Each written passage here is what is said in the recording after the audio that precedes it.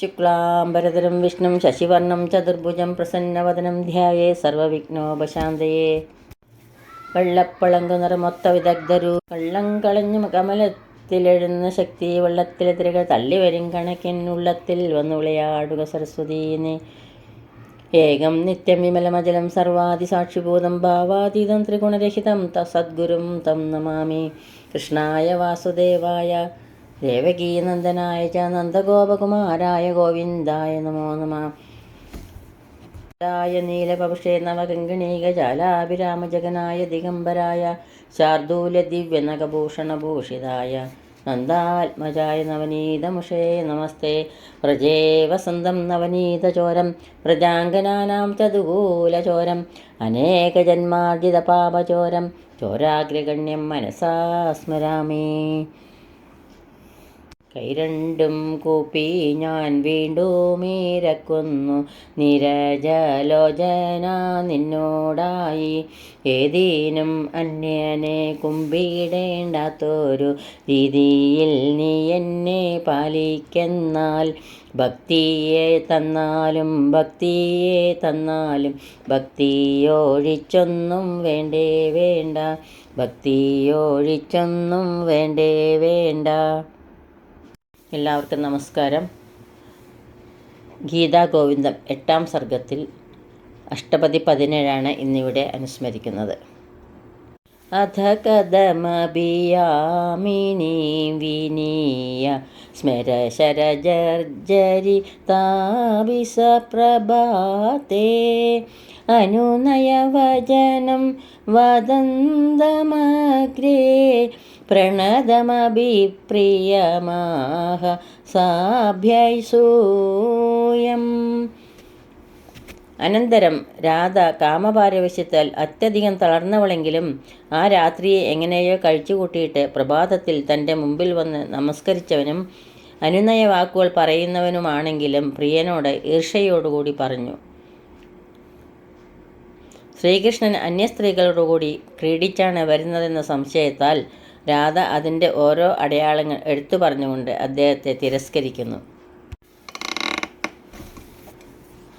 രജനിജനിത ഗുരു ജാഗരരാഗ കഷായിതമലസനിമേഷം കൃഷ്ണ വഹതി നയനമനു രാഗമിവ സ്ഫുട മുദിതരസാഭിനിവേശം കൃഷ്ണ.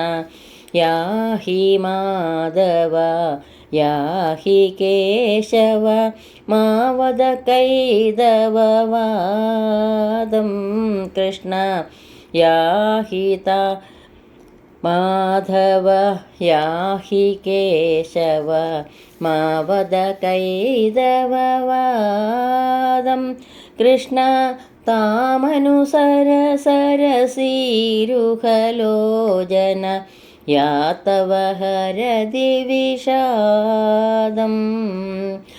യാഹി മാധവ യാഹി കേശവ മാവദ കൈതവവാദം. രാത്രിയിൽ കഠിനമായി ഉറക്കം ഒഴിച്ചതിനാൽ ഉണ്ടാകുന്ന ചുവപ്പ് നിറവും കലക്കവും അലസഭാവത്തിലുള്ള ചിമ്മലും ഉള്ളവയും സ്പഷ്ടമായും ശൃംഗാരരസത്തിൽ അഭിനിവേശമുണ്ടെന്ന് കാണിക്കുന്നവയുമായ കണ്ണുകൾ, മനസ്സിൽ അനുരാഗമുണ്ടെന്ന് തോന്നിക്കുക തന്നെ. അല്ലയോ മാധവ പോയാലും, അല്ലയോ കേശവ പോയാലും പൊളിവാക്ക് പറയാതിരിക്കുക.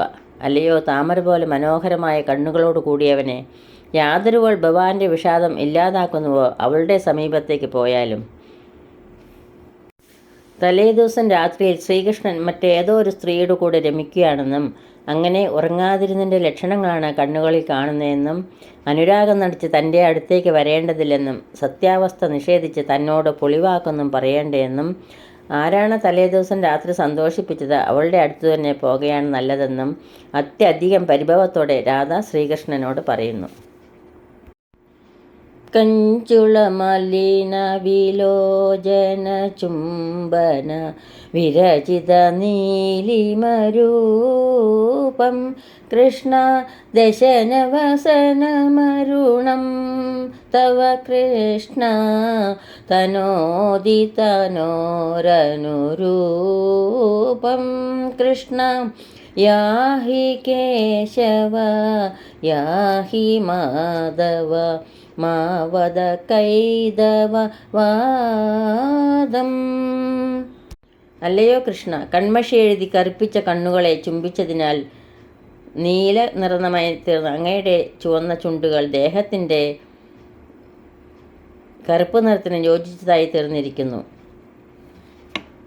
വപുരനുസരതി തവ സ്മര സങ്കര കരനഖരക്ഷത രേഖം കൃഷ്ണ മരദകശ കലകലിത കളദൗദ ലിപേരി വരതി ജയ ലേഖം കൃഷ്ണ യാഹി മാധവ യാഹി കേശവ മാവദ കൈതവ വാദം. കാമകേളിയുടെ അവസരത്തിൽ പറ്റിയ കൈനഖക്ഷതങ്ങളാകുന്ന രേഖകളോടുകൂടി അങ്ങയുടെ ദേഹം മരതകഖണ്ഡത്തിൽ വെള്ളി കൊണ്ട് എഴുതപ്പെട്ട രതിക്കിട വിജയപ്രശസ്തി പത്രം പോലെ ഇരിക്കുന്നു. ചരണകമലകളദലക്തകസീക്തം ഇത തവ ഹൃദയമുദാരം ദർശയതീവ ബഹിർമദനദ്രുമ നവകിസലയ പരിവാരം യാഹി മാധവ യാഹി കേശവ തവ മാവദ കൈതവ വാദം കൃഷ്ണ യാഹി മാധവ യാഹി കേശവ മാവദ കൈതവ വാദം. പാദപത്മങ്ങളിൽ നിന്ന് ഒഴുകിയ ചെമ്പഞ്ഞിച്ചാറിനാൽ നനഞ്ഞ ഭവാന്റെ ഈ വിരിമാറിടം കണ്ടാൽ അങ്ങയുടെ മനസ്സിൽ അവളെക്കുറിച്ചുള്ള അനുരാഗമാകുന്ന വൃക്ഷത്തിൻ്റെ പുതിയ തളിരുകൾ പുറത്തേക്ക് കാണുകയോ എന്ന് തോന്നും. ദശനപദം ഭവദരഗദം മമ ജനയതി ചേതസി ഖേദം കൃഷ്ണ കഥയതി കഥമധുനാമി ഭയാസഹ തവ വപുരേ തദ ഭേദം കൃഷ്ണ യാഹി മാധവ യാഹി കേശവ മാവദ കൈതവ വാദം. ഭവാന്റെ അധരത്തിൽ പതിഞ്ഞ പല്ലിൻ്റെ പാടുകൾ എൻ്റെ മനസ്സിൽ ഖേദത്തെ ഉണ്ടാക്കുന്നു.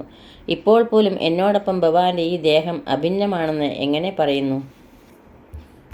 ബഹിരിവ മലിനതരം തവ കൃഷ്ണ മനോബി ഭവിഷ്യതി നൂനം കൃഷ്ണ കഥമഥവഞ്ജയസേ